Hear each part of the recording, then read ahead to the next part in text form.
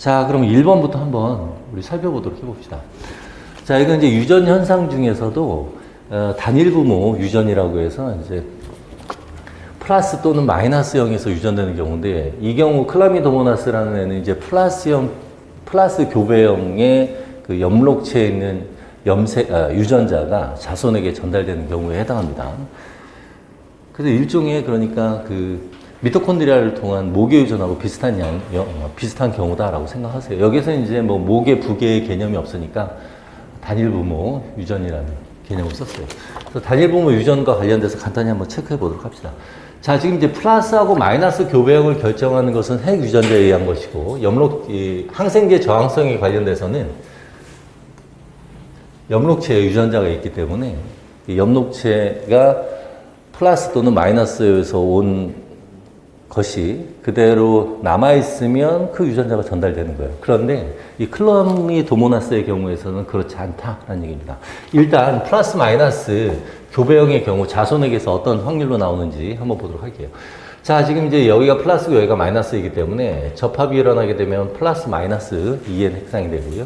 이제 바로 감수 분열이 일어납니다. 체세포 분열이 일어나는 것이 아니라. 그러면 감수 분열할 때 DNA 복제가 일어나야 되죠. 그래서 플러스 하나 더 생기고요. 마이너스 하나 더 생기고요. 자, 제1감수 분열 때 상동염색체 간의 분리가 일어나고요. 제2감수 분열 때 자매염색 분체 간의 분리가 일어나고요. 그러다 보니까 이곳에서 플러스 마이너스 무조건 이 플러스형 교배형은 항상 50%의 확률로 나타나죠. 얘는 무조건 50%.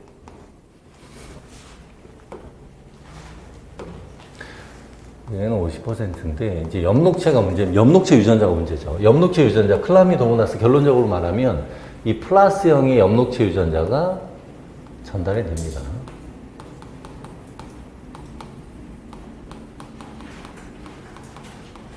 그래서 플러스 유전자형에 항생제에 대한 저항성 유전자가 있으면 자손도 모두 저항성 유전자가 있는 거고요. 항생제 저항성 유전자가 없으면, 감수성 유전자가 있으면 그대로 전달된다. 이렇게 볼 수가 있겠죠. 그래서 요 내용을 좀 정리를 한번 해보면요. 간단하게. 교배가 일어날 때요. 클라미도모나스의 경우에 있어서는 교배가 일어날 때 플러스 교배형의 유전자만 염록체 유전자죠.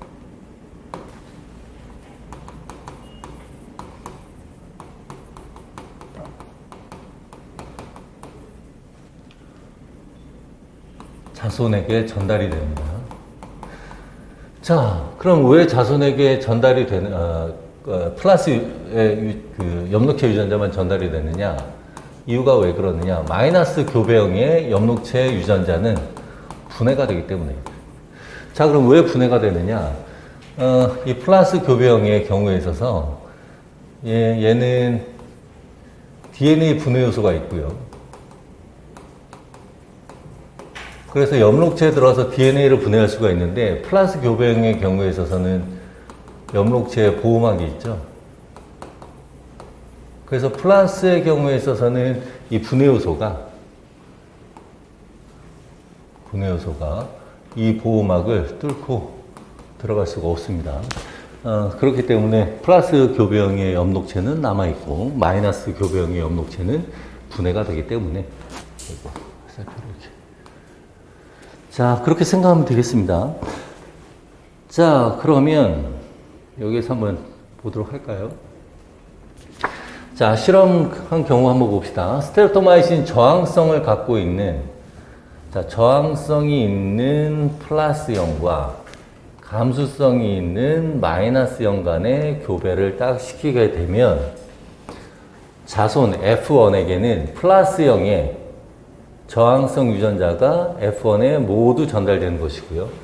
자, 그 다음에 그 아래쪽에서 보면 감수성을 갖는 플러스, 그리고 F1의 마이너스형.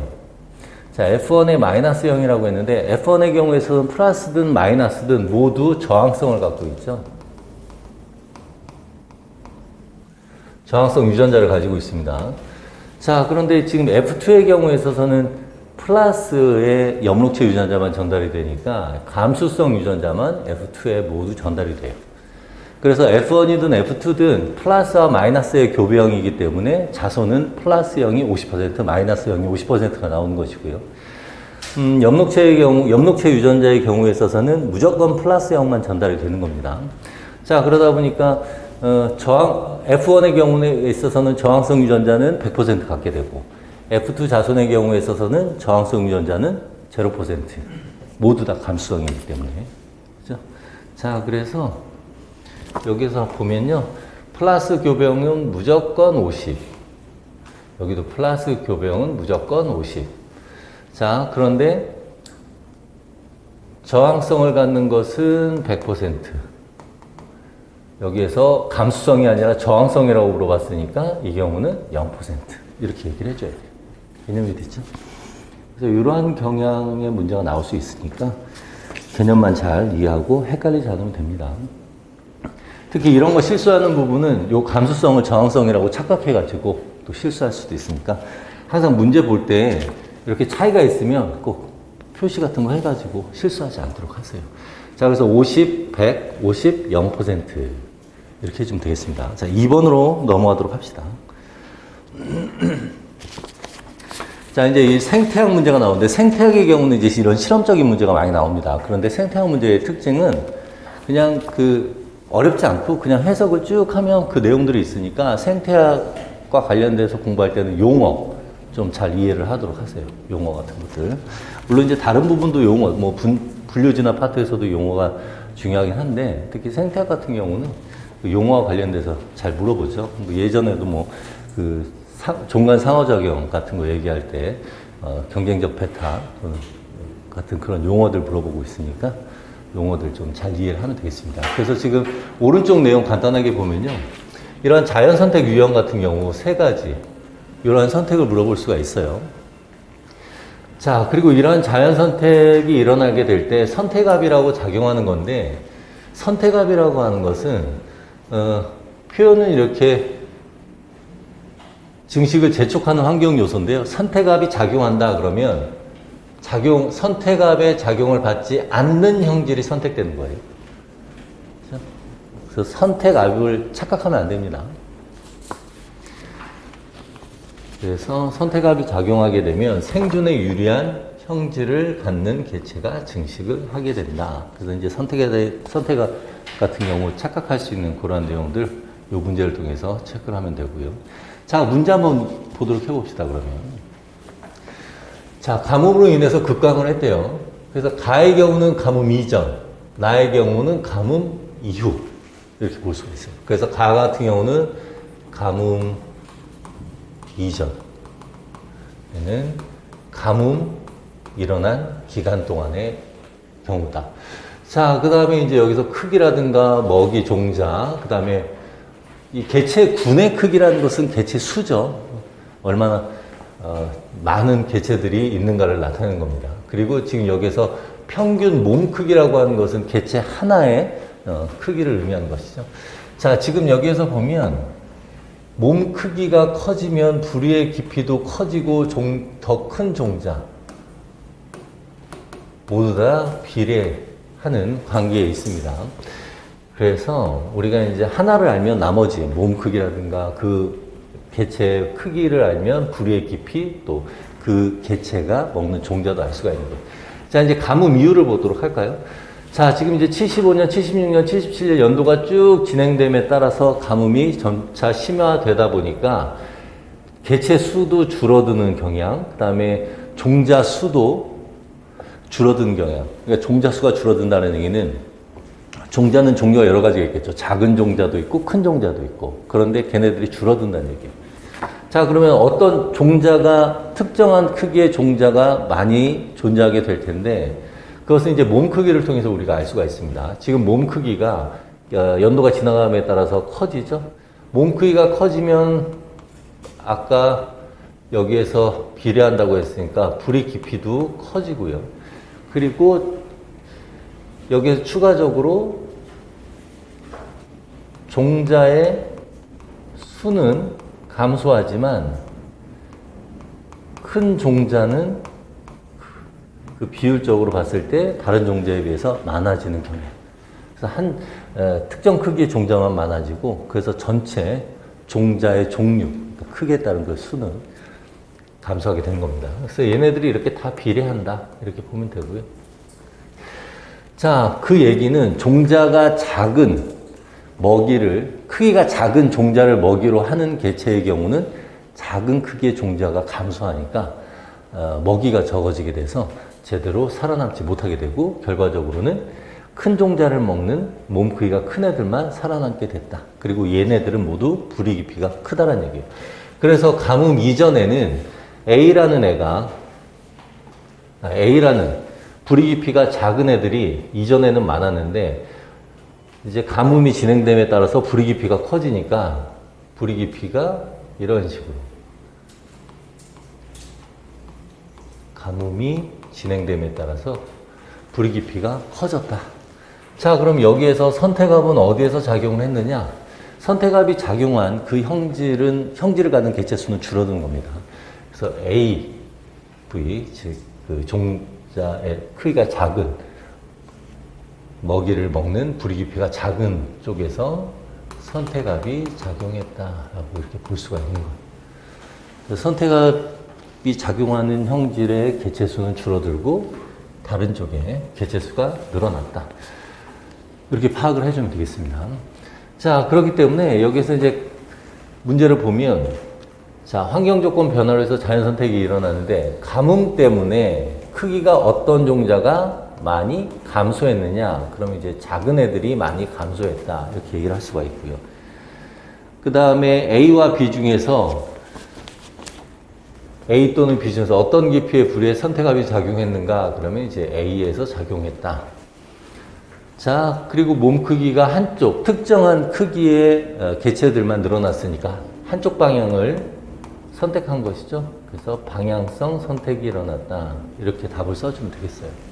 그래서 요 실험 내용과 관련돼서 보면 여기 이제 나와 있죠. 정리한 게. 가뭄으로 인해서 작은 종자의 수가 작아지니까, 감소하니까 종자의 크기가 커지고, 그러면 부리 깊이 큰 개체가 생존하고, 그에 따라서 생식률이 많아지게 되면 큰 부리 깊이를 발현하는 유전자의 빈도가 높아지니까 그에 따른 개체 빈도도 커지게 돼서 개체군 내에서의 빈도의 변화가 일어나는 진화가 일어날 수가 있습니다. 그렇죠? 자, 이 정도로 개념 잡고 넘어가도록 합시다. 좀 간단한 내용인데 이 정도로. 자, 이제 3번 한번 보도록 할게요. 자, 혈장 내 성분들은 사구체에서 이렇게 여과됩니다. 지금 이제 배설계 쪽에서 한동안 쭉 출제가 안 되다가 몇 년 전부터 이제 대부분의 내용들이 출제가 됐어요. 그래서 여과와 관련돼서 제흡수 분비 관련된 문제 나왔었고요. 그리고 배설계에서는 여과만 하는 것이 아니죠. 항상성 조절에 관련된 일도 합니다. 혈압과 관련된 것들, 또 삼투 조절과 관련된 것들, 그런 것들 위주로 다 나왔어요. 그래서 이제 또 나오게 된다면 밑에 쪽에서 출제됐던 이제 RC, 신장 청소율, 또 GFR, 사구체 여과과 관련된 계산 문제가 나올 수 있으니까 그런 부분도 체크를 한번 해보도록 합시다. 자, 그리고 지금 여기에서는 요 제흡수 분비, 여과로 인한 제흡수 분비 관련돼서 이러한 그래프 해석, 그리고 왜 이렇게 그래프가 나타났는가에 대한 개념을 좀 알아보는 그런 문제입니다. 자, 지금 이제 여기에서 힌트로 이제 제흡수 분비가 일어난다. 라는 게 이제 힌트예요. 자, 그에 따라서 이러한 제흡수와 분비가 물질마다 다르게 일어나기 때문에 혈장에서의 농도와 세뇨관 내에서의 농도의 비가 세뇨관을 거치면서 달라지게 된다라는 것을 얘기하는 것이고요. 자, 그때 지금 여기에서는 이눌린, 포도당, 나트륨 얘네들이 어떻게 변하게 될까를 보는 겁니다. 자, 여기 이제 수입소동맥이 있고요. 여기 사구체가 있고요. 여기 수출소동맥이 있죠. 혈액이 이렇게 흘러간다고 생각해 봅시다. 그럼 여기에 있는 얘는 수출소동맥 또는 수출세동맥이라고도 하고요. 자, 얘는 그 다음에 또 모세혈관으로 이어지기 때문에 얘는 문맥에 해당합니다. 자, 그리고 여기에는 이제 보호만 주머니가 이렇게 있고요. 자, 그리고 여기 이제 근위세뇨관, 뭐 햇내고리, 원위세뇨관 쭉 이어지게 되겠죠. 지금 이제 근위세뇨관에 대한 얘기를 하고 있습니다. 자, 그럼 여기에서 이제 혈장 성분들이 이렇게 통과를 할 것이고요. 자, 그럼 이제 혈장 성분이 이렇게 통과를 할 때 보면, 자, 여기에서 이눌린, 순서대로 한번 해볼까요? 자, 이눌린 있고요. 자, 그 다음에 포도당이 있고요. 얘네들은 혈장에 있는 크기가 작은 애들이니까 여과가 될 수가 있습니다. 자, 그리고 나트륨. 이렇게 있어요. 자, 이눌린은 지금 여기에서 문제에서 보면 이눌린에 대한 특징이 언급이 안 되어 있죠. 그러니까 여러분들이 이눌린에 대한 특징을 알고 있어야 돼요. 이눌린은 사구체 여과를, 이눌린의 신장 청소율은 사구체 여과율과 같기 때문에 사구체 여과율을 구하기 위한 물질로 종종 언급이 됩니다. 그래서 이눌린 같은 경우는 분비 흡수와 재흡수와 분비가 일어나지 않는다라는 점. 자, 그러다 보니까 세뇨관을 지나갈 때 그냥 쭉 가요. 자, 그런데 이 와중에 근위세뇨관에서는 물의 재흡수가, 지금 농도를 결정할 때는 용액이, 수용액이 있고요. 그리고 그 안에 용질의 양이 우리가 이제 그 농도에 해당하죠. 그래서 이제 물의 양도 중요합니다. 지금 재흡수가, 물의 경우에 있어서는 재흡수가 일어나요. 근위세뇨관을 거치면서 이렇게 일어나고 있습니다. 자, 포도당의 경우에 있어서, 자, 이눌린은 이대로 쭉 가게 돼요. 자, 그러면 물이 빠져나가죠? 그럼 세뇨관 내에 부피는 감소하고, 이눌린이라는 물질은 그대로 있으니까 상대적으로 세뇨관 내의 농도가 증가하게 되겠죠. 그래서 지금 처음 출발할 때 1이었는데 1보다 높은 값을 갖게 되는 거예요. 세뇨관 내의 농도가 높아지니까. 그래서 기억의 경우에 있어서 우리가 이눌린이다라고 얘기를 할 수가 있고요. 자, 이제 포도당의 경우 봅시다. 포도당은 100% 재흡수가 일어나죠. 100% 재흡수가 일어나니까 아예 없어요. 그러니까 0이 되는 거예요. 그래서 디귿의 경우에 있어서는 포도당이다라는 것을 알 수가 있고요. 그럼 나트륨은 왜 저 0과 유사한 값을 갖느냐? 자, 나트륨의 경우에 있어서는 100%가 아니라 일부만 재흡수가 일어나죠. 자, 근데 일부가 재흡수가 일어났는데, 일부가 재흡수가 일어나는데, 물도 같이 재흡수가 일어난다고요. 그러니까, 부피는 감소했는데, 그 안에 있는 용질까지 같이 빠져나가게 되니까, 거의 비슷한 양으로 빠져나간다고 볼 수가 있겠죠. 그러다 보니까, 거의 저 비율의 변화가 없다라고 볼 수가 있는 겁니다. 그래서 얘가 이제 나트륨. 자, 여기까지 정리를 할 수가 있어요. 그래서 요거 다시 한번 정리하면 세뇨관 내에서의 농도를 보면 이눌린의 경우에 있어서는 농도가 많이 증가하고 포도당의 경우에 있어서는 0이 되고요. 그 다음에 나트륨의 경우에 있어서는 거의 변함이 없다 라고 볼 수가 있습니다. 자, 여기서 이제 하나만 더 추가적으로 얘기해 봅시다. 우리 PAH라는 거 한번. 자, 이게 이제 약물이에요. PAH가. 그래서 얘는 분비만 일어납니다. 자, 분비니까 몸에서 세뇨관 쪽으로, 세뇨관 내강으로 이렇게 들어간다는 얘기죠.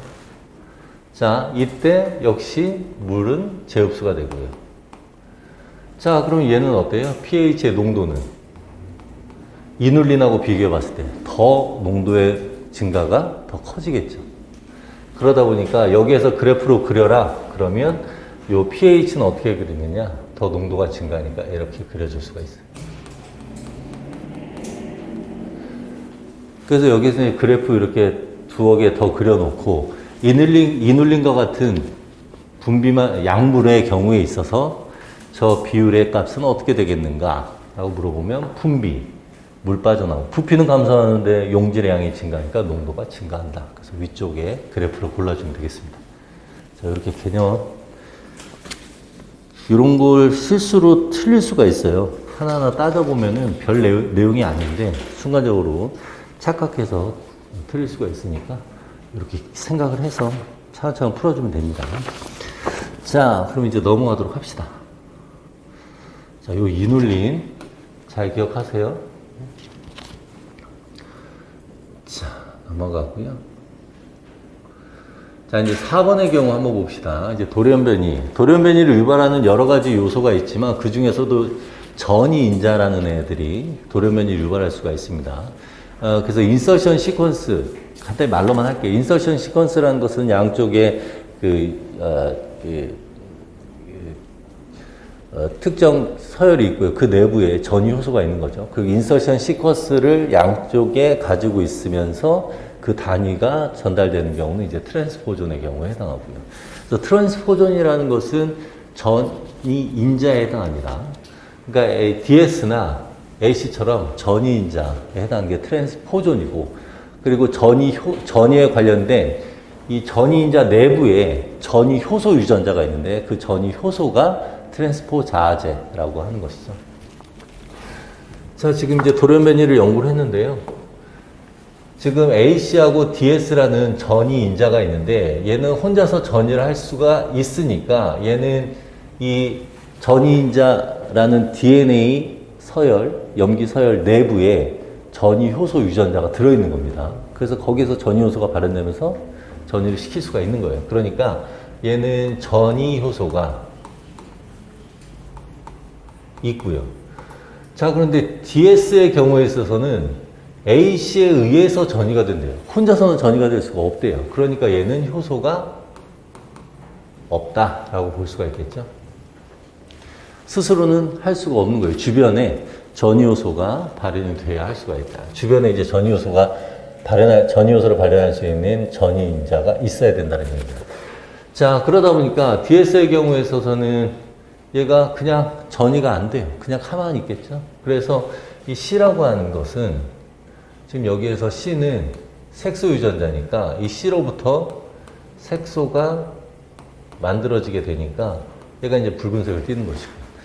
자, DS가 이렇게 사이에 끼어 들어가게 되면 이 색소 유전자의 파괴가 일어나게 되겠죠. 제대로 된 색소가 만들어지지 못하니까 색소가 제대로 만들어지지 못해서 흰색이 된다. 이렇게 볼 수가 있습니다. 근데 이제 세 번째의 경우, 다의 경우를 보면 자, 여기에서 DS에 있는 애들이 빠져나올 수가 있어요.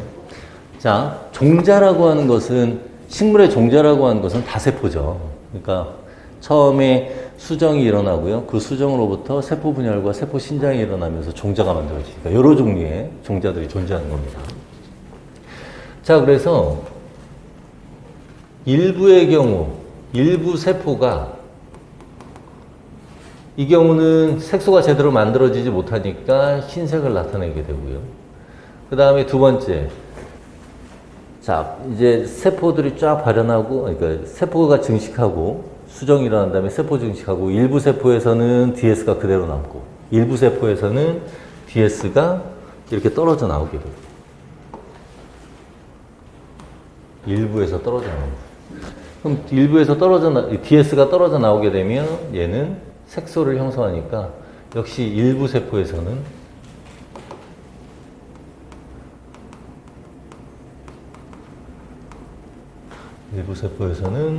색소가 만들어지니까 붉은색을 띠게 되고요.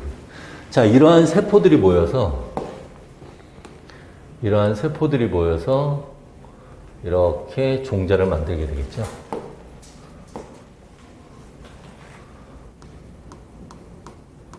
종자는 다세포. 자, 그러면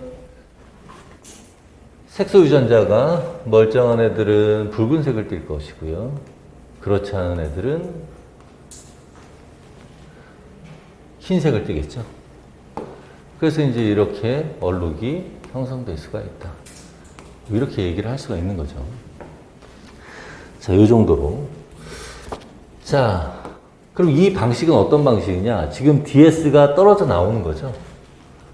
얘가 슝 떨어져 나오는 거예요. 그러면 떨어져 나와서 남아있지 않게 되는 것이죠. 카피 앤 페이스트라고 하면 여기서 복제가 된 다음에 다른 부에 또 들어가니까 DS, 이 전이인자의 수가 늘어나지만 이 경우에 있어서는 얘가 직접 이동을 하는 것이니까 컷 앤 페이스트가 일어났다라고 볼 수가 있는 겁니다. 자, 그럼 만약에 카피 앤 페이스트가 일어나면 어떻게 돼요?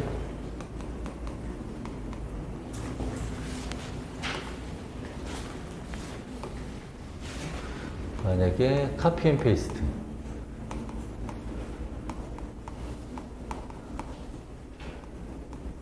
그러면 모든 세포에서 DS가 남아있으니까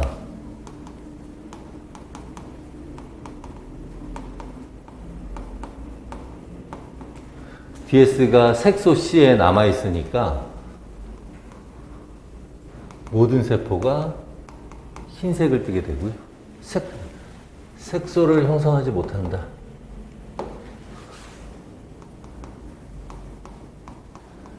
그래서 흰색 나다를 형성하게 된다. 이렇게 볼 수가 있습니다. 자,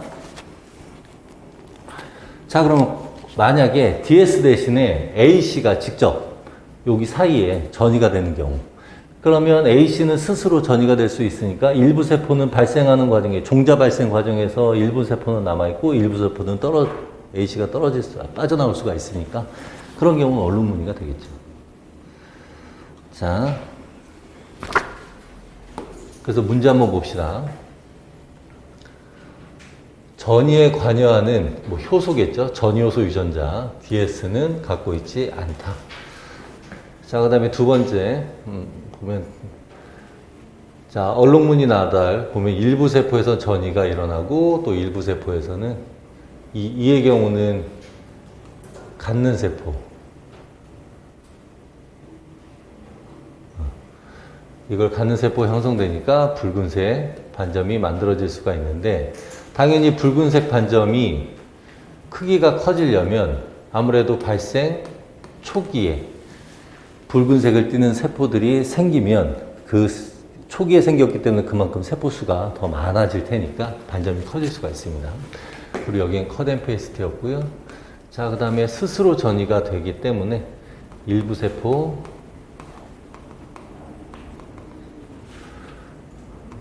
전이가 되면서 일부 세포에서 붉은색. 그럼 일부 세포에서 붉은색을 띠게 되니까 일부가 붉은색이니까 결과적으로는 얼룩무늬 종자가 형성될 것이다. 이렇게 볼 수가 있습니다. 자, 그래서 요거대로 써주면 되고요.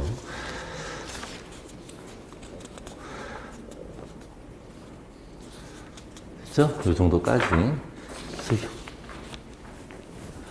자, 이제 우리 서술형으로 넘어가도록 합시다.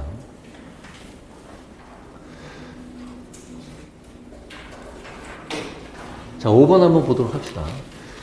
자, 다음은 단백질 A부터 C가 있는데요. 얘네들은 각각의 단백질들은 각각 pI 값을 가지고 있죠. 순전화 0이 될 때에 그 수용액의 pH가 이제 pI인데, 자, 그러면은 수용액의 pH가 달라짐에 따라 각 단백질들의 전하는 달라질 수가 있습니다.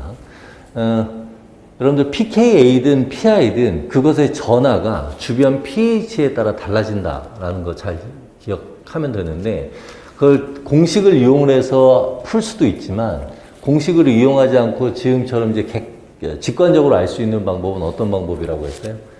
pKa든 또는 pI든 pH라고 생각하세요. 그래서 어떤 물질에 pI가 있다.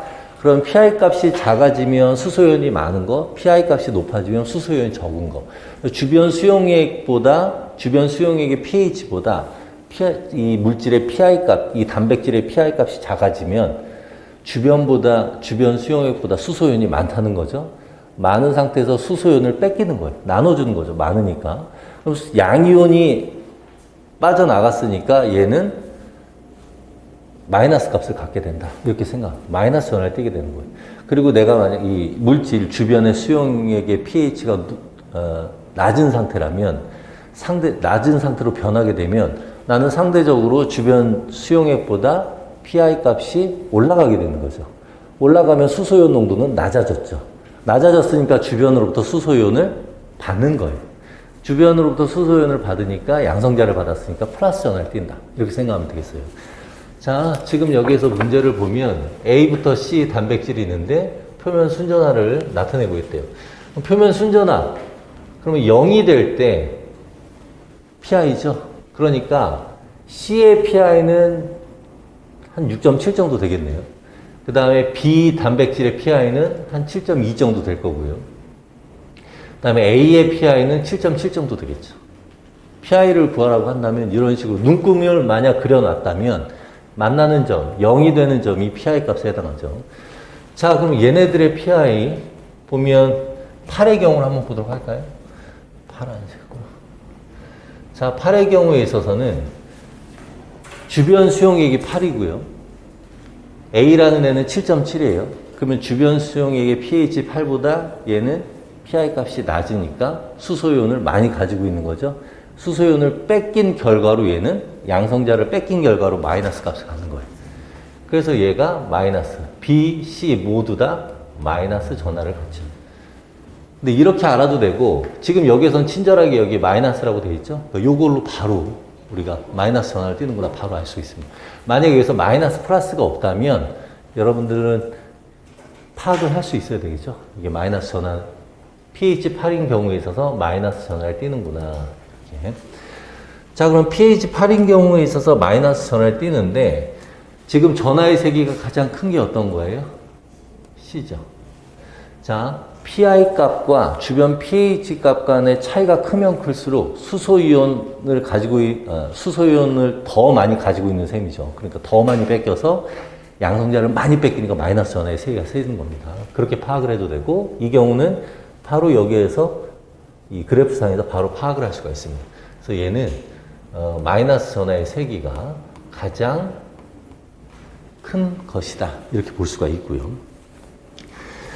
자, 그럼 마이너스 전하의 세기가 큰데 지금 문제에서 보면 나의 경우에 있어서는 지금 pH 8일 때 이온 교환을 했대요. 자, pH 8인 곳에서 용출이 되는 단백질들은 모두 마이너스를 띄고 있죠. 플러스를 띄는 애들은 용출되기 전에 이미 다 버렸죠. 그래서 여기 피크로 나와 있는 애들은 음이온 크로마토그래피라면 음전하를 띄는 애들이고 양이온 크로마토그래피라면 양전하를 띄는 애들입니다. 지금 얘 마이너스 전하를 띄는 애들이 A, B, C에 있다는 얘기는 단백질 기준으로 우리가 이온 교환 크로마토그래피를 정리하니까 얘네들은 음이온 교환 크로마토그래피다라는 거 알 수가 있고요. 그래서 이 마이너스 전하를 하니까 음이온 교환 크로마토그래피. 그래서 바로 여기서 수행한 이온 교환 크로마토그래피는 음이온 교환 크로마토그래피다라는 거 알 수가 있습니다. 그렇죠? 자, 그러면 지금 NaCl이라는 것은 용출시키기에 필요한 거예요. 그러면 마이너스 전하를 떼기 위해서 마이너스 단백질은 플러스 전하를 띄는 수지하고 결합을 하죠. 그 플러스 전하를 띄는 수지에 마이너스 단백질이 결합을 하고 있을 때 NaCl을 처리하게 되면 얘는 염이기 때문에 Na 플러스 Cl 마이너스로 나뉘고 Cl 마이너스가 경쟁적으로 결합을 해서 마이너스 전하 단백질을 떼는 거니까 강하게 결합하고 있을수록 Cl 마이너스 농도가 Cl 마이너스가 더 많이 필요하다는 얘기죠. 그래서 오른쪽으로 갈수록 전하의 세기가 셀 때 전하의 세기가 센 단백질에 해당한다라고 볼 수가 있습니다. 그러니까 이 C가 바로 D에 해당한다. 이렇게 볼 수가 있습니다. 만약에 양이온 교환 크로마토그래피라면 역시 마찬가지로 NaCl의 농도가 높을 때 용출이 되는 것이 플러스 전하의 세기가 센 거예요. 여기 한번 정리한 거 간단히 보면요. 음이온 교환 크로마토그래피라는 것은 단백질이 마이너스 전하를 띄는 애들인 경우 용출시킬 때 사용한다. 그래서 전하의 세기가 마이너스 전하의 세기가 셀 때 나중에 용출. 자, 양이온 교환 크로마토그래피는 단백질이 플러스 전하를 띄는 경우에 양이온 교환 크로마토그래피를 이용하고요. 역시 이 경우도 전하의 세기가 세지면 나중에 용출. 무조건 오른쪽에 있는 거는 세기가 세다. 이렇게 생각을 하면 되는데, 이때 마이너스 전하와 플러스 전하 띄는 단백질의 세기는 PI 값에 따라 다를 수가 있는데, 그 PI가 음이온 교환 크로마토그래피에서는 PI가 작을수록 마이너스 전하의 세기가 세고요. 양이온 교환 크로마토그래피라는 건 플러스 전하를 띄는 단백질이니까 수소연을 받아야 되잖아요. 받으려면 주연보다 PI가 커야 되죠. 수소연 적어야 되니까. 그러니까 차이가 많이 나야 많이 받으니까 PI 값이 그때는 큰 경우. 그럼 지금 여기에서 C는 마이너스 전하의 세기가 세죠. 그러니까 PI는 다른 단백질에 비해서 가장 작겠죠. 지금 여기에서 PI가 아까 여기 만나는 점이라 했잖아요. A, B, C 중에 가장 PI가 작죠. 이렇게 같이 매치시킬 수가 있습니다. 그렇죠? 그래서 이런 내용들은 방금 얘기한 것처럼 주변에 비해서 내가 PI가 주변에 비해서 높냐 낮냐, 그리고 차이가 많이 날수록 많이 받거나 많이 잃어서 그 결과로 플러스 마이너스 전하가 형성되는 것이고 세기도 달라진다. 이렇게 생각하면 되겠어요. 하나만 알면 됩니다. 자, 그래서 이제 순서를 정해보면 여기가 A, B, C. 요거는 과거에 문제가 많이 나왔던 그런 경향의 그 문제에 해당하기 때문에 잘 이해를 합니다. 이해하면은 별거 아닌데 이거 막 헷갈리면은 시간은 시간대로 쓰고 문제도 틀려버리니까 실수하지 않도록 조심하도록 합시다. 자, 요 정도로 하면 되고요. 그래서 이제 작성 방법에서 보면 얘는 양이온 교환 크로마토그래피. 그리고 피크에 해당한 순서대로 쓰면 A, B, C 순서대로 쓰면 되고요. 자, 이제 두 번째 봅시다. pH 7.0인 완충 용액을 사용을 하게 될 때 용출되는 단백질은 어떻게 되는가? 자, 지금 음이온 교환 크로마토그래피이기 때문에 pH 7.0에서 마이너스 전하를 띄면 용출됩니다.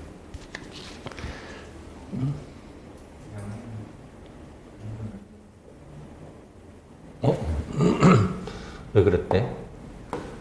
양이온이 아니라 음이온이죠? 음이온이요. 왜 그랬지? 음이온 교환 크로마토그래피. 자, 지금 음전하를 띄는 애들만 용출이 되는 거니까 pH 7.0으로 되면 단백질의 전하가 바뀔 수가 있는데 그렇게 바뀌었을 때 마이너스 전하를 띄는 애들만 용출이 된다. 그럼 7.0일 때를 한번 봅시다. 7.0일 때 얘네들 전하 상태를 보면 A하고 B는 플러스 전하를 띄고요. 얘는 C의 경우에 있어서 마이너스 전하를 띄죠.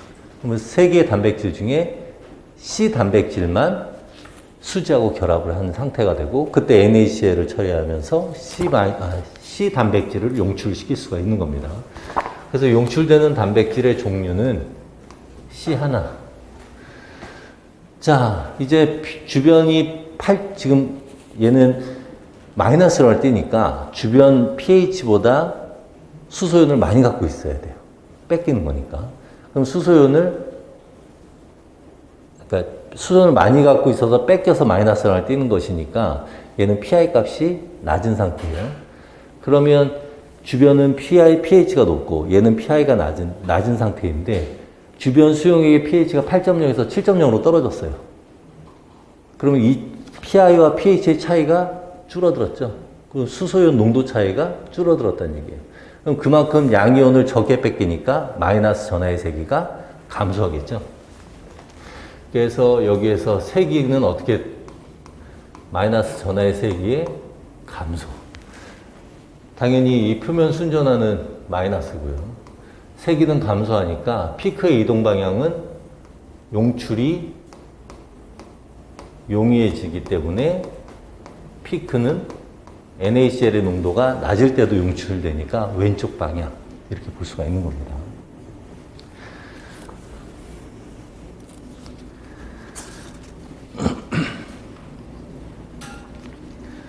자, 그래서 이렇게 개념을 정리를 하고요. 이건 요거 잘 이해만 하면 별거 아닙니다. 이것도 이제 예전에 종종 나왔는데 또 나올 때가 됐으니까 실수하지 않도록만 좀 조심하도록 하세요. 자, 그래서 지금 요 내용들을 가지고서 문장만 만들면 돼요. 얘는 음이온 교환 크로마토그래피에 해당하고 순서대로 A, B, C에 해당한다.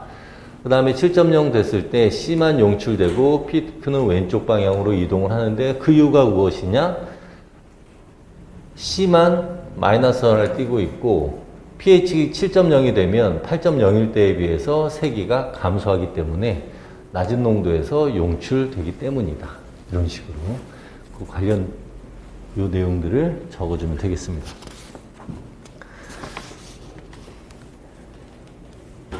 특히 꼭 넣어야 되는 건 뭐예요?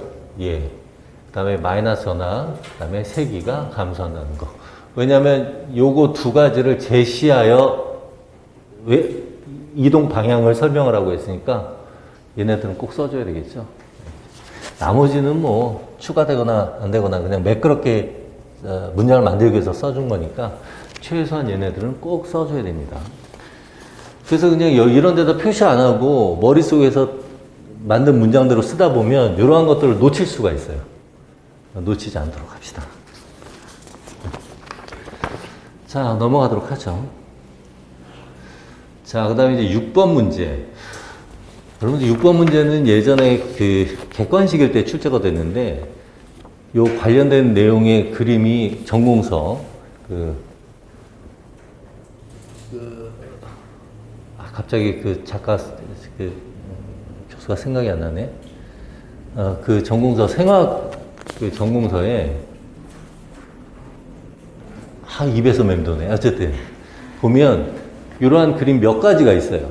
그러니까 출제하는 사람이 제일 좋은 건 뭐냐면 문제 내기 좋은 그림이 있는 전공서가 좋아요. 그래서 이제 특정 전공서에서 이제 주로 출제를 내게 되죠. 근데 그 중에서도 관련된 내용과 관여되는 여러 가지 예가 있으면 더 좋아요. 골라서 쓸 수가 있고, 그러니까.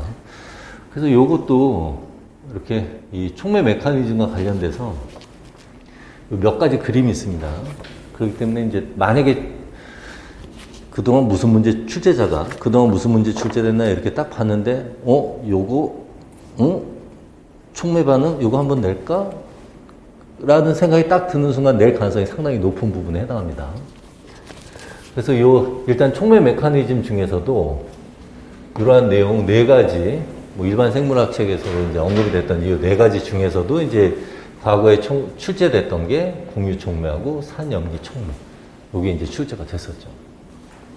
그래서 공유 촉매 하면은 효소의 활성 부위에 있는 아미노산 장기가 기질과 원래는 비공유 결합을 하는데 일시적으로 공유 결합을 하는 양상이 딱 나타났다 그러면 공유 결합이에요. 자, 그런데 이제 수소 이온을 주고받는 관계가 생겼다. 그러면 그때는 산염기 촉매예요. 자, 산이라고 하는 물질은 뭐예요? 수소 이온을 제공. 자신이 가지고 있는, 아미노산이 가지고 있는 수소 이온을 주는 경우. 그때는 제공. 염기는 산. 염기는 수소 이온을 제거. 그 얘기는 뭐예요? 주변으로부터 제거하는 거예요. 그러니까 결과적으로는 수소 이온을 자기가 받아들인 경우. 제거했다라는 얘기는 받아들이는 경우입니다.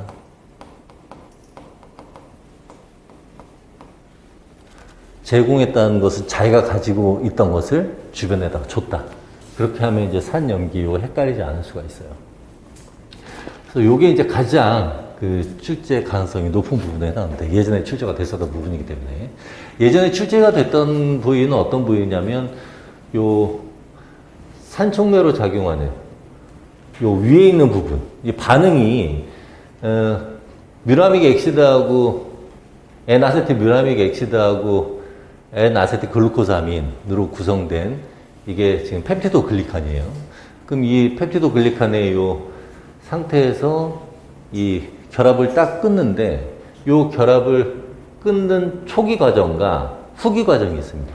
초기 과정에서는 지금 이제 오른쪽 과정인데 오른쪽 과정으로 이제 문제가 나왔었는데 이제 공유 결합을 하니까 공유 촉매가 일어나는 과정까지 그다음에 공유 결합이 끊어지는 과정이 이제 후기라고 볼 수가 있겠죠. 그래서 예전에 출제됐던 부분은 위쪽에 그림 가지고서 문제가 출제됐어요. 물론 형태는 좀 다른 형태이긴 하지만. 자, 근데 지금은 위쪽과 아래쪽을 나눠서 여러분들에게 묻기 위해서 문제를 출제한 것이고요. 그럼 가하고 나는 무엇이냐? 자, 가는 기존, 여태까지 이제 사람들이 받아들였던 기작이고, 나의 경우는 새로, 이게 기존 기작은 약간 좀 모순이 있는 것 같은데 하면서 새로 나온 겁니다. 얘가 이제 기존이고요. 얘가 새로 나온 모델. 그래서 문제가 출제됐건 새로 나온 모델 가지고서 출제가 됐었습니다. 어쨌든, 이 내용은 잘 이해를 한 상태로 문제 한번 봅시다. 자, 이러한 촉매 작용이 일어난다. 여러분들이 이제 모의고사니까 여기 써놨는데 본고사에서는 이런 내용들이 나오지 않을 가능성도 있습니다. 그럼 여러분들이 파악을 해주면 돼요. 자, 이러한 반응에 기여한다. 그래 놓고 글리코시드 결합 분해 반응에 관여하는 일부분을 나타냈다. 자, 지금 활성 부위에는 글루탐산 그리고 아스파르트산 장기가 존재한다라고 되어 있습니다. 그래서 이제 그 아스파르트산이 관여하는 과정이 새로 나온 기작. 그리고 아스파르트산이 관여하지 않고 글루탐산만 관여하는 기작이 이제 예전 기작. 자, 문제 한번 보면, 나 기작에서 아스파르트산의 촉매작용의 종류, 그 새로 나온 기작에서 아스파르트산, 그럼 촉매작용 지금 보면은,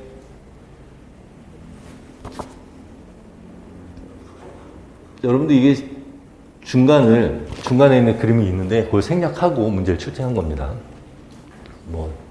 전반적인 이해는 가능하니까. 글리코시드 결합을 하고 있는데 아스파르트산이 가서 C와 O 간의 결합을 끊고 자기가 대신 지금 공유 결합을 하고 있죠. 일시적 공유. 일시적인 공유 결합.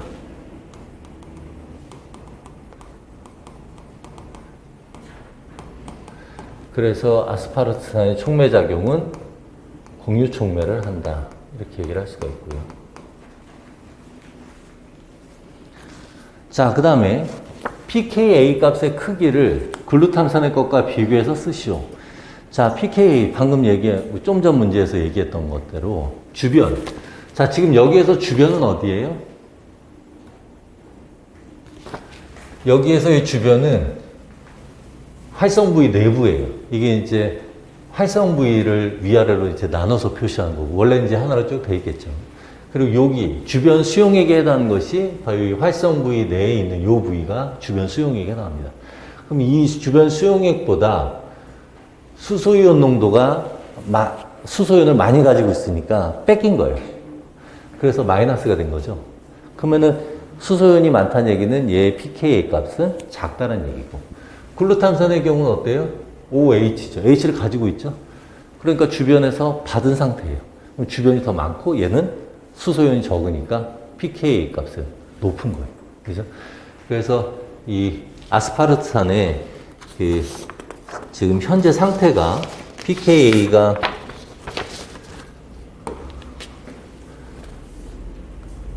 얘가 수소이온을 잃은 상태이기 때문에 pKa는 낮은 상태다. 이렇게 볼 수가 있습니다. 어디에 비해서? 활성 부위 내부에 비해서. 내부에 비해서 pKa가 낮다. 자, 그리고 이 글루탐산은 이 내부 환경에 비해서 pKa가 높다. 실제로 그 기출문제 보면은 요 아스파르트산이 4.1이다라고 이렇게 표시가 돼 있었습니다. 그러면서 거기에서는 글루탐산이 그렇다면 아스파르트산보다 높냐 낮냐 이런 식으로 물어봤으니까 이렇게 서술형으로 물어볼 수도 있습니다. 그래서 여기에서 보면 겨사슬의 pKa 값의 크기는 글루탐산 것과 비교해 봤을 때 글루탐산의 것에 비해서 작다. 이렇게 얘기를 할 수가 있겠죠. 그래서 이 내용 써주면 되고요. 자, 그 다음 밑에 그림과의 1과 2의 과정에서 글루탐산의 촉매작용과 그 근거를 제시하시오. 자, 가의 1이라고 했죠. 알카일리. 그러니까 기존 기작에서 초기와 후기에 글루탐산의 촉매작용은 어떤 식으로 작용을 하는가 이걸 물어본 겁니다. 자, 지금 얘는 H를 가지고 있었어요. 이 H를 가지고 있었는데 H를 이제 지금 이 경우를 보면 없어졌죠? 잃었다는 얘기입니다. 이제 비교를 해보면 H를 잃었구나 그렇게 보는데 H가 어디에 갔느냐? 지금 여기서 글리코시드 결합이 끊어지면서 N아세틸 글루코사민이 떨어졌단 말이에요. 얘는 지금 CO였는데 OH가 됐죠. 여기에 H가 와 있다는 얘기예요. 그래서 이 H가 이제 그림상에서는 뭐 화살표가 이렇게 돼 있는데 실제로는 이 H가 누구하고 결합을 했느냐? 그 N아세틸 글루코사민의 산소하고 결합을 한 겁니다. 그 얘기는 글루탐산이 제공을 해준 거죠. 그러니까 여기에서는 산으로 작용을 했다라고 볼 수가 있고요. 그래서 글룩넥에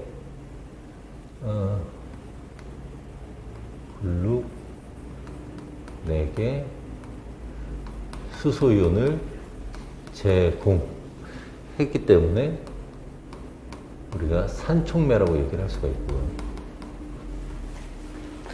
자, 그럼 아래의 경우 한번 봅시다. 자, 이제 이렇게 끊어진 다음에 이 상태로 놔두게 되면 안 되죠. 그래서 다시 물이 첨가가 되는데, 요 물은 지금 OH는 그 뮤라믹 엑시드에 탄소와 결합을 하고요. 요 수소 이온이 다시 글루탐산에 제공을 하면서 원래 글루탐산 OH, COH로 위치하게 만듭니다. 그러니까 지금 이 경우에서는 물로부터 수소이온을 제거해서 자기가 받아들일 경우죠. 물에 수소이온을 제거했으니까 얘는 염기로 작용한 거죠. 그래서 이때는 염기 촉매를 한다. 똑같은 과정에서 산촉매로 작용하고 똑같은 아미노산 장기가 그 반응 시기에 따라서 산촉매 작용 또 여기서는 염기 촉매로 작용했다. 이렇게 얘기를 할 수가 있는 겁니다. 그렇죠? 예전에 이제 그 객관식 문제에서 윗부분만 보면서 이제 산촉매 관련된 언급을 했었던 거예요. 그때는 이제 아스파르트산이 산촉매로 작용한다 이런 식으로 해서 틀린 보기로 문제가 출제가 됐었는데 그러한 내용들이 작성 방법에 들어가게 되면 서술형 문제로 바뀌는 겁니다. 그래서 여러분들 기출문제 볼 때 보기 내용들 좀 보고 이런 것들이 이제 서술형으로 바뀔 수 있는 부분이 있다 그러면 좀 신경 써서 볼 필요가 있어요. 자, 그러니까 1번 과정에서는 산촉매, 2번 과정에서는 염기촉매.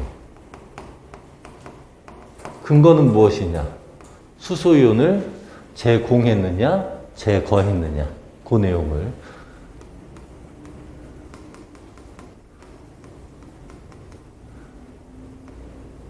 수소이온을 제공했는지 또는 제거했는지 가지고서 산촉매냐, 염기촉매냐 얘기를 할 수가 있겠죠. 자, 그래서 그 내용을 써주면 되죠. 자, 그러니까 지금 간단하게 키워드, 필요한 키워드는 요 해주면 됩니다. 공유결합성 촉매. 문제에서 이제 공유결합성 촉매라는 표현을 했으니까 문제 표현대로 쓰는 것이고요. 그 다음에 작다. 요 내용 들어가면 되고요. 자, 그 다음에 여기에서는 제공하니까 산촉매.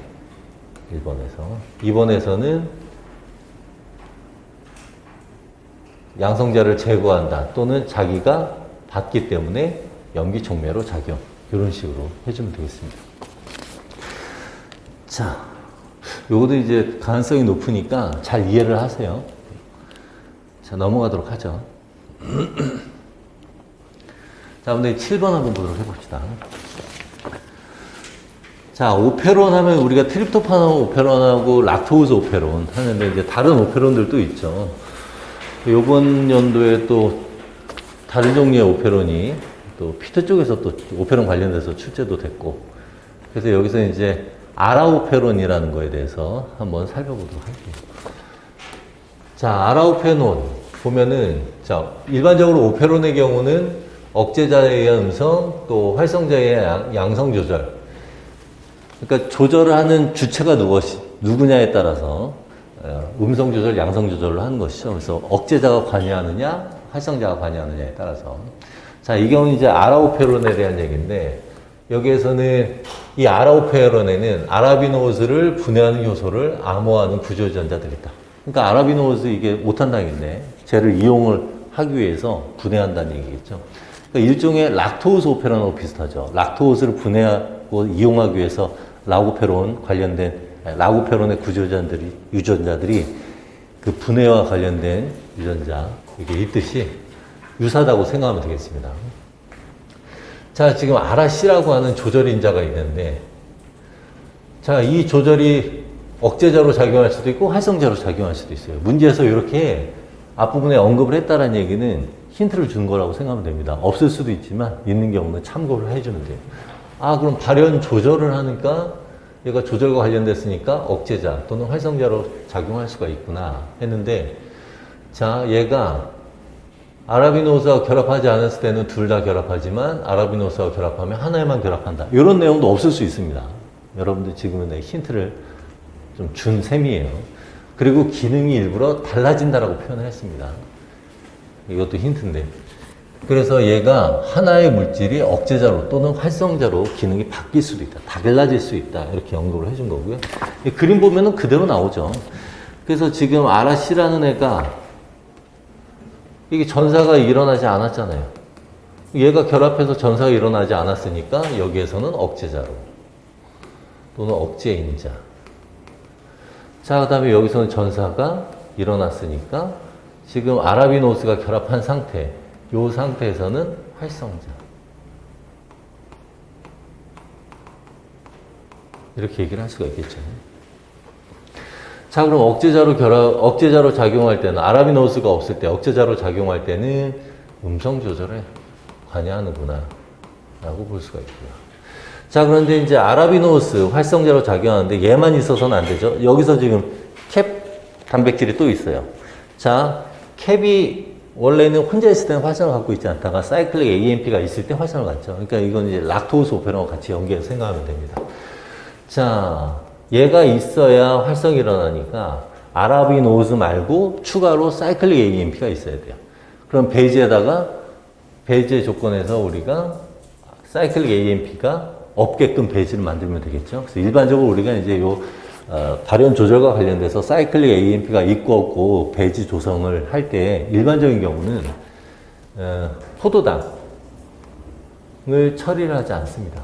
왜냐하면 포도당이 있으면 아데니산 고려요소의 활성이 떨어지면서 사이클릭 AMP가 적으니까 포도당을 배지에 처리하지 않음으로써 사이클릭 AMP 양을 증가시키는 그런 과정. 그래서 배지에는 요 전사가 일어나는 경우에는 배지 조성을 보면 아라비노스는 있어야 되고요.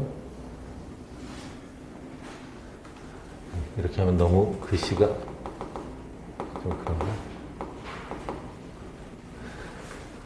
지금 요 다의 경우는 어떤 경우냐? 아라비노스 있고요.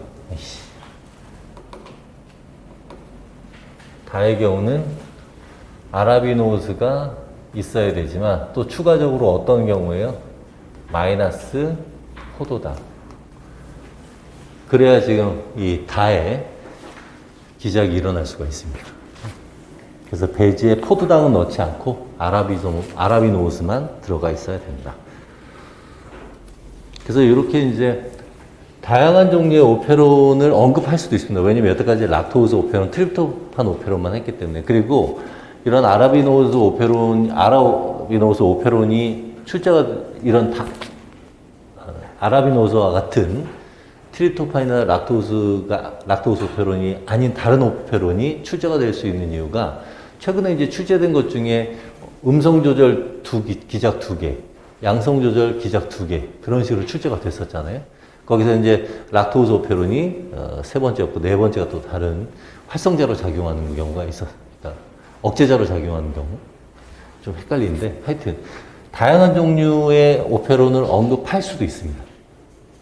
간단하게 언급을 했었기 때문에 그런 경우는 그래도 어느 정도 힌트를 줄 테니까 너무 걱정하지 말고요. 뭐 다양한 종류의 오페론도 존재할 수 있다 이렇게 생각하면 돼요. 그래서 이 문제에서 나온 힌트를 토대로 해서 얘가 억제자로 작용하느냐 활성자로 작용하는지 구분을 하면 되겠습니다. 강이 빠졌어요. 자, 그럼 작성 방법에 따라서 한번 봅시다. 나의 경우에서 아라씨는 억제자로 작용을 했기 때문에 문제에서 이제 억제인자라고 했으니까 억제인자 써주면 되고요. 그리고 조절기작이라고 되어 있죠. 조절기작이니까 음성조절. 자, 다의 경우에 있어서는 아라씨는 어떤 인자로 작용하느냐? 얘는 전사 촉진과 관련이 있으니까 활성자 또는 활성인자. 자, 그러면 전사가 일어나기 위해서 추가적인 배지 조건. 지금 여기에서는 아라비노스만 처리한 걸로 되어 있잖아요. 오탄당 아라비노스만 처리한 걸로 되어 있으니까 실제로는 포도당을 뺀 상태여야 된다. 그래야 전사가 일어날 수가 있다. 이걸 본 겁니다. 물론 이제 전사가 충분하게 일어날 수 있는 거죠. 충분하게. 약간의 전사는 일어날 수는 있죠. 자, 그래서 저 내용들, 저 키워드를 써주면 됩니다. 그러니까 억제인자로 작용한다. 나에서 억제인자로 작용하고 그렇기 때문에 음성조절 기작이다. 자, 다의 경우에 있어서는 아라비노스와 결합해서 활성자로 작용을 한다. 자, 완전한 전사 촉진을 위해서는 포도당을 제거한 배제해야 된다. 이 정도로. 아라비노스는 들어가고 포도당은 제거해줘야 된다. 자, 이 정도로 써주면 되겠습니다. 아, 여기 나도 깜빡했죠. 그 이유를 쓰라고 했는데, 그죠? 여기서만 딱 끝나면 안 되잖아요. 이유를 써줘야 되잖아요. 활성이 필요하므로. 그러니까 이거는 사이클 AMP 캡 때문 요 내용을 써줘야 되는 거예요. 근데 만약에 요 이유를 제시할 걸 깜빡하고 그냥 답을 쓰게 되면 포도당 제거한 배지 쓰면 되겠죠. 여기만 쓰면 감점 대상에 해당하죠. 그죠? 그래서 답을 쓸 때 여기서 꼭 써야 되는 것들 체크를 하고 하는 게 좀 좋은 편입니다. 가랑 뒤에 못 젖는다고 이러한 부분 점수 1점, 2점 빠져나간다고 생각해 보세요. 17문제예요. 17문제에서 1점씩 빠져나오면 17점이에요. 안 되겠죠. 자, 넘어가도록 합시다. 자, 8번 한번 봅시다. 자, 장기강화작용. 신경계 파트의 경우에 있어서는 일반적으로 신경 신호와 관련된 문제들이 주로 나오고요. 그 다음에 신경계 구조에 대한 문제가 나옵니다.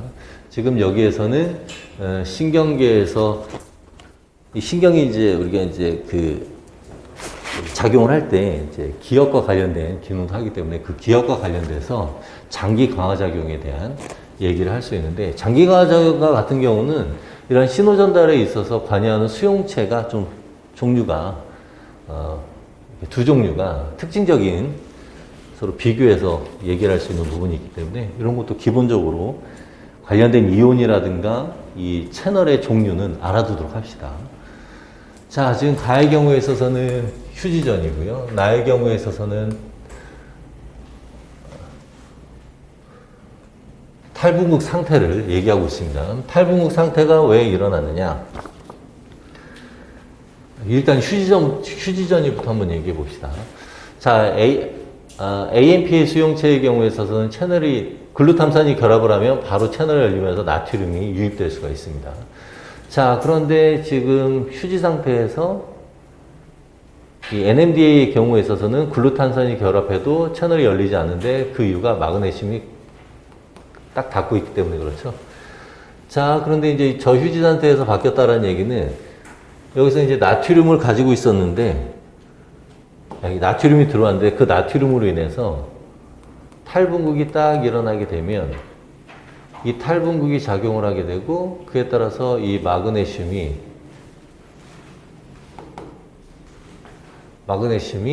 수룩 떨어져 나가게 되니까 그에 따라서 이렇게 이온이 들어올 수가 있게 되는 겁니다.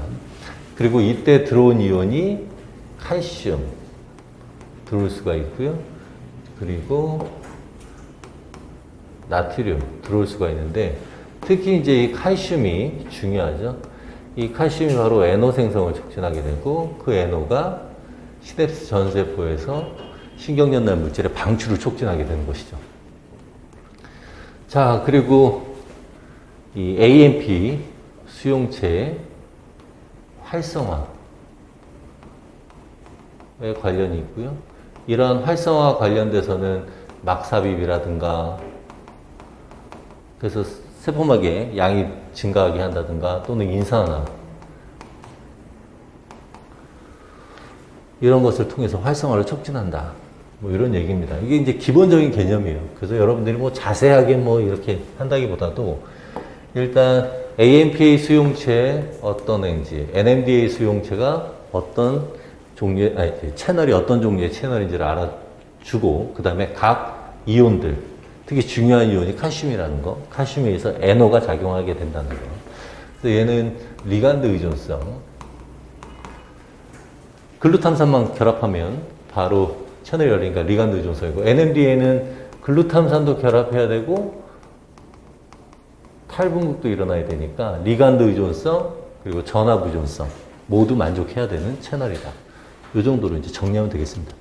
나올 법한 얘기가 이게 다예요. 여기서 뭐 구체적으로 나올 건 없죠. 그래서 장기 강화 작용은 이 정도까지. 자, 그럼 이제 이온 순서대로 쓰면은 기억이 나트륨, 니은이, 기억이 나트륨 아니죠. 기억이 마그네슘, 니은이 나트륨, 디귿이 칼슘. 왜냐면 이제 LTP에 영향을 주는 것이니까 칼슘. 순서로 쓰면 되고요. 자, 그 다음에 활성화 기작에 필요한 요인, 두 가지 요인이죠. 신경전달 물질 결합을 해야 되고요. 그 다음에 얘가 전압의존성 수용체니까 채널이기 때문에 탈분국이 일어나야 되는 것이고요. 자, 그러면서 이제 써주면 됩니다.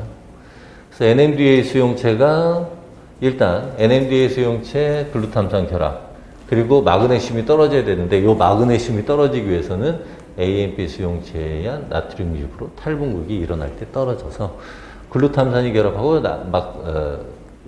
탈분국이 일어나게 되면, 탈분국으로 인해서 마그네슘이 떨어지게 되면 그때 칼슘이 유입될 수 있다. 이렇게 써주면 되겠습니다.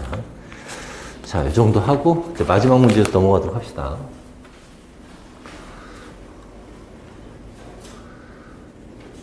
자, 요것도 이런 생태학 문제 같은 경우 거의 다 나와 있어요. 그래서 이제 그래프 같은 것도 어려운 내용은 아니니까 나와 있는 대로 그냥 해석을 해주면 됩니다. 자, 지금 CO2 농도하고 잡식동물에 받는 영향을 조사했다. 그래서 이제 CO2의 농도가 낮고 높음, 그리고 잡식동물이 있고 없고, 이렇게 조사한 실험이었고요.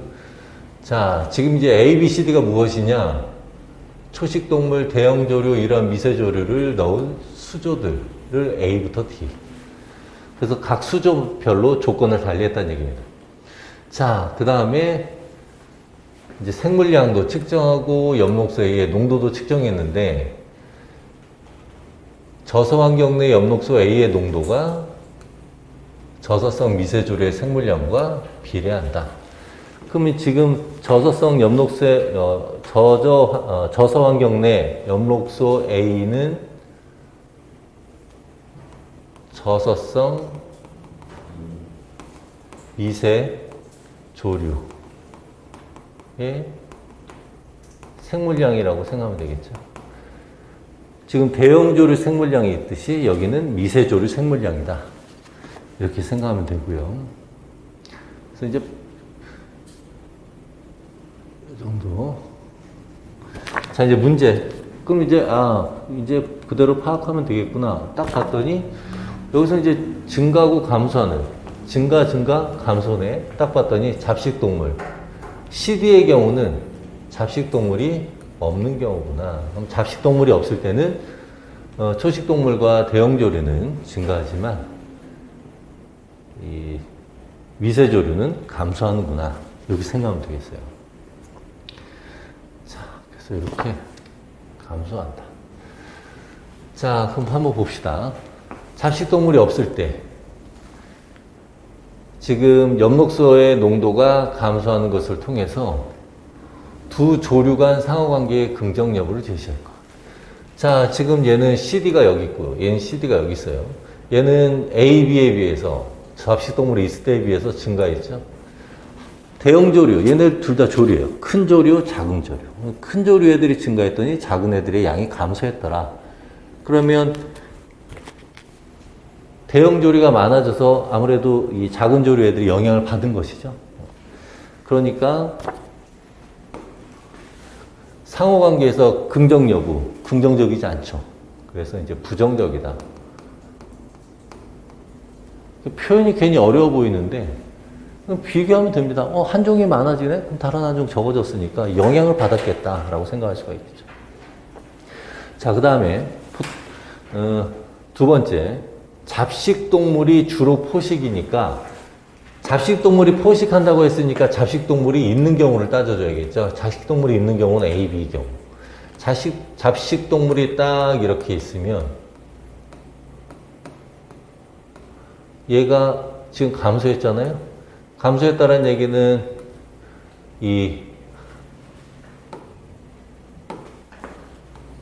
요 대형 조류를 섭식을 했다는 얘기예요. 자, 대형 조류하고 이 미세 조류는 서로 부정적인 관계니까 한쪽이 감소하게 되니까 얘는 증가하게 됐다. 자, 그럼 잡식동물은 미세 조류를 먹지 않느냐? 먹지 않는 거죠. 만약에 미세 조류를 먹는다면 얘도 감소하겠죠. 그래서 우리가 이제 생각할 때는 아마도 얘는 섭식을 안 할 것이다. 다만 부정적 관계에 있는 대형 조류가 감소하니까 상대적으로 얘가 양이 증가했겠구나. 이렇게 생각할 수가 있는 겁니다. 자, 그래서 여기에서는 주로 포식하는 조류는 대형 조류. 근거는 그래프 그대로 해석해 주면 되고요. 자, 이제 한번 봅시다. 첫 번째, 잡식동물이 없을 때 농도. 잡식동물이 없으면, 자, 지금 엽록소의 감소는 미세조류의 감소를 의미하니까 잡식동물이 없을 때